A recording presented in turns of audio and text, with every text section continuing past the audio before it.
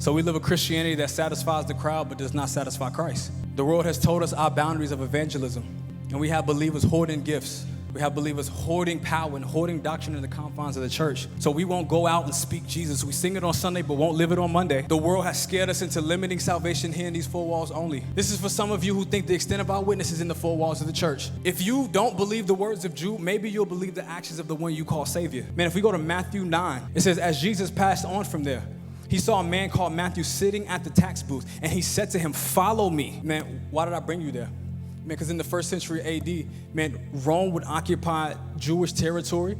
And so Jews were under Roman occupation, and Rome wanted taxes. And so what Rome would do in order to get the taxes from the Jews, man, Rome would contract out Jews who would be tax collectors for them. By Jewish law, a tax collector was also regarded in the same line as an adulterer and a robber, meaning they were banished from the house of God. So then for all of us who think that salvation can only happen in the four walls of the church, my question to you is, how does Matthew become a disciple without ever stepping foot into a synagogue?